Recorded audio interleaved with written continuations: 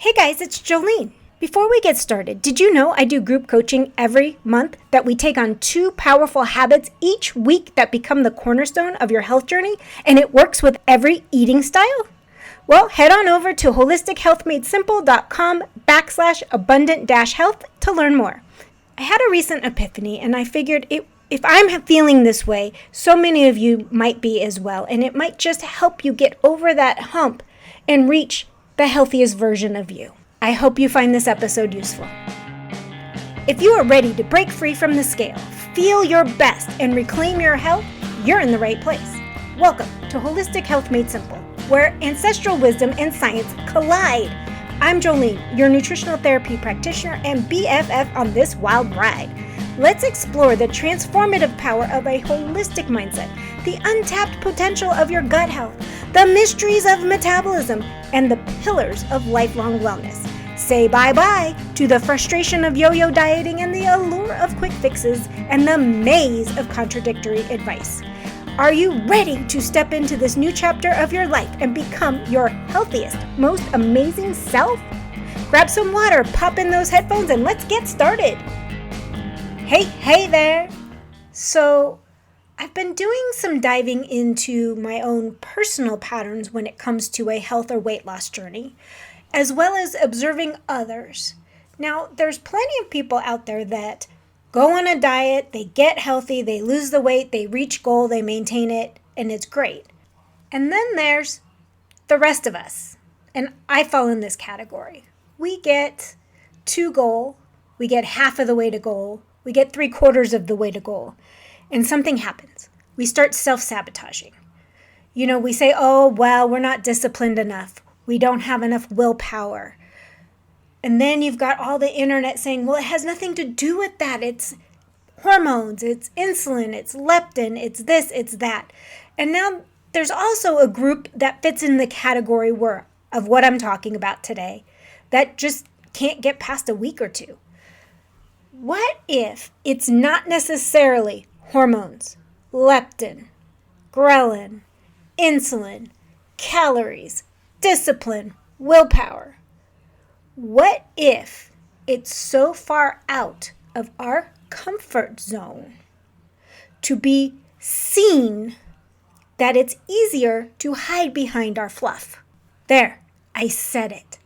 I, for one, have lost anywhere from 50 to 100 pounds 3 times in my adult life. I have lost lots of smaller increments of weight in between all of that. The very first time I lost a considerable amount of weight, I was in my 20s and I was single, and it brought a lot of attention that I thought I wanted until I didn't. You see, when I was younger, I got teased a lot. I developed really young. My name is Jolene. I developed really young. You see where I'm going with this. I got teased and was called Dolly Parton all the time. And I got a lot of attention around my body that I wasn't aware of how to deal with. I wasn't old enough because back in the 70s, girls didn't develop as young as I did. So I was not prepared for the attention surrounding my body. It wasn't like I was sexually abused, and I know some people out there were, and that takes it to a far further step than even where I'm going. But I didn't like the attention on my body. I can pinpoint that is when I always kept a little extra fluff. Now, I was never really obese through my childhood, but I wasn't skinny. I had extra fluff. I hid it well, but I still had the extra fluff, and we're going to leave it at that. But realizing that time and time again in my life, I've fallen back on hiding behind the fluff. Now, I'm now at a point in my life where I can't hide behind that fluff. I need to be healthy. I have people depending on me that I need to take care of. So I am here today to say, I understand it's easier not to be visible. There's a lot about how I've lived my life and not being visible, being the quiet one, being everybody's friend, but also being very alone and not doing a lot with these friends. Everybody liked me, but I was the guy that hid in the corner. I was the quiet one. I was just the sidekick, which was fine. I don't regret it, but now is my time to step out of my comfort zone, to step out of being invisible. I mean, funny story here, my husband and I joke all the time that when we're driving in my car, we're literally invisible because people will cut us off, turn in front of us like we're not even there. And sometimes that's how I feel like I live my life. And I want you to know that I see you struggling like I did and not knowing why I couldn't stick to anything. Now, I'm not a psychologist. I am not a mental health professional, but I am a Gen Xer, and I know how to stuff those feelings aside. But the one thing I refuse to do right now is not to face that fear, because if I fall prey and let that fear win, I can't help you. And I have the knowledge and the desire and the empathy and the compassion because I've lived it to help you through the other side. Part of me sharing this is that I see too often the blame of excess weight being pushed on being lazy. Your hormones are out of whack. You can't count calories. You can't exercise. You can't do this. You can't do that. I can't do this. That person's not doing that. Whatever it is, we need to stop. We need to stop. And even more importantly than stop with the blame game, we need to focus on being the healthiest version of ourselves and stop looking at the outside appearance as health. Because, like all of the blame, there are many reasons why we struggle to lose weight. Besides the invisibility thing, there are lots of health reasons. So why not focus on getting healthy and stop focusing on that damn scale? There's lots of reasons why we desire to lose weight, why we want to be smaller. However, if we're not healthy, we're just going to end up right where we are today or worse. And I know, I've been there. And part of being healthy is being aware of why we do certain things. Holistic health is complete health, mind, body, and soul, being in alignment. Now, I can't do anything about being teased as a kid. I'm 53. I will be 54 pretty soon. I can't do anything about that. But what I can do is live in a way that my future self will be proud. Not in a way that is fearful because of my previous self, the old self, the self that anytime they were in a loving relationship, or they thought they were in a loving relationship and they gained a few pounds, the boyfriend would make a comment or leave. And that weight became the issue, and it was easier to hide behind the excess weight than truly live as my best self. And I, for one, want to be my best self. I, for one, want to take all of the health knowledge I have, as well as all of the struggles I have had in the past 53, almost 54 years, and help you through yours, and be a visible person. Now, I'm not going to take you on some sappy trauma, whatever journey. That's not my thing. My thing is for you today is to look at your patterns and figure out why you hide behind your fluff, why you struggle so much to get over into the healthy range.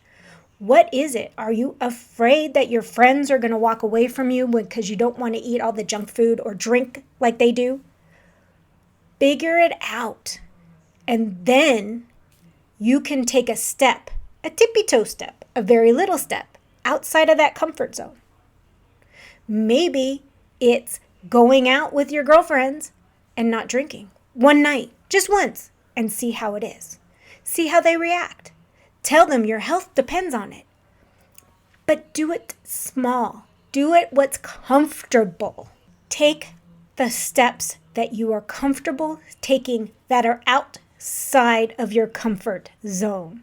Now that might seem a little bit weird to say, and you're like, huh?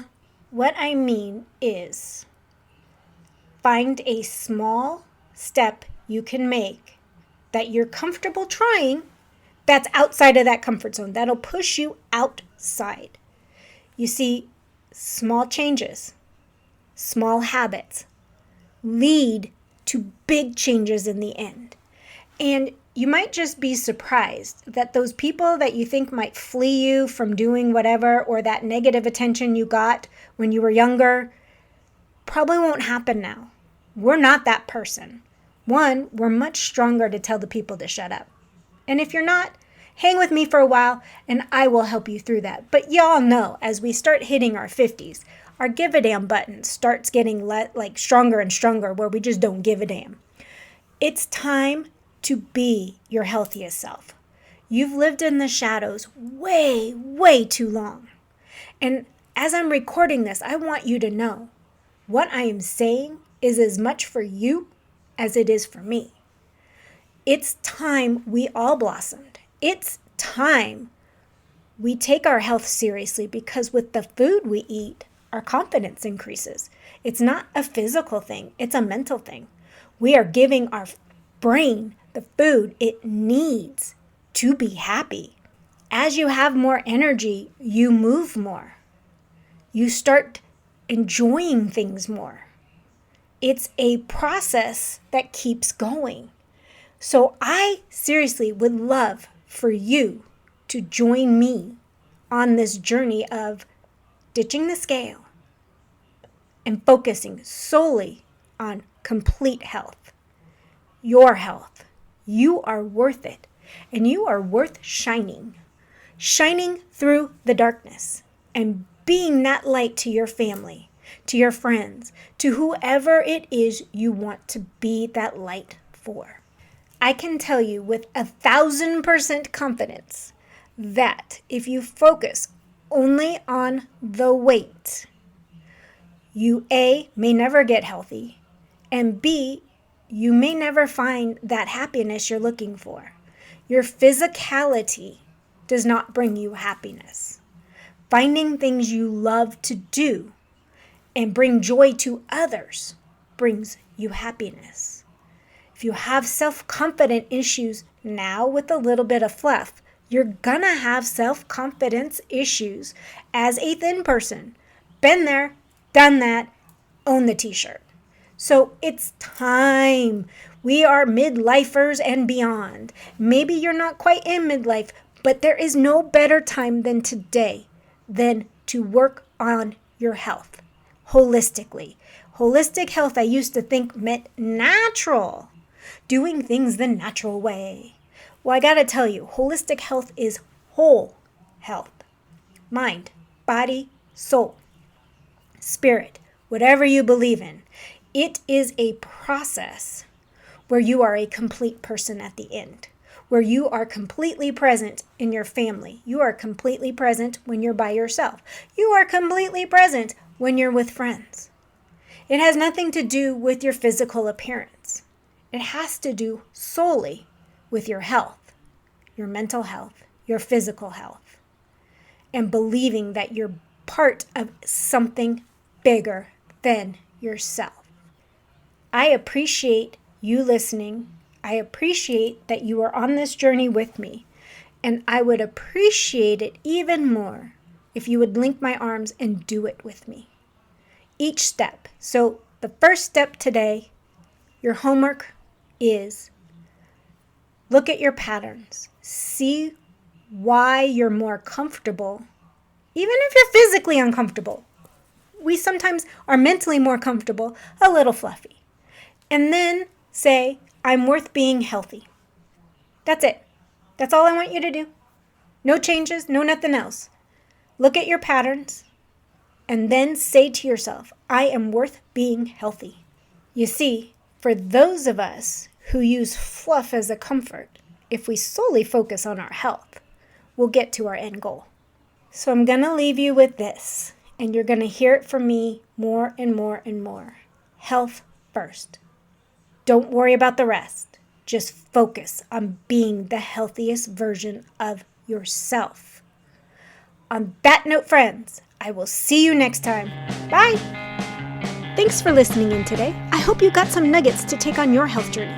Remember, this podcast is for educational and entertainment purposes. No medical advice is being given. By listening to this podcast, you agree to the full disclaimer, which is linked in the show notes.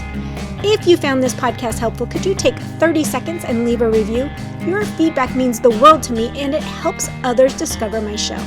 Once again, thank you for being part of my community. Until next time, have a blessed day.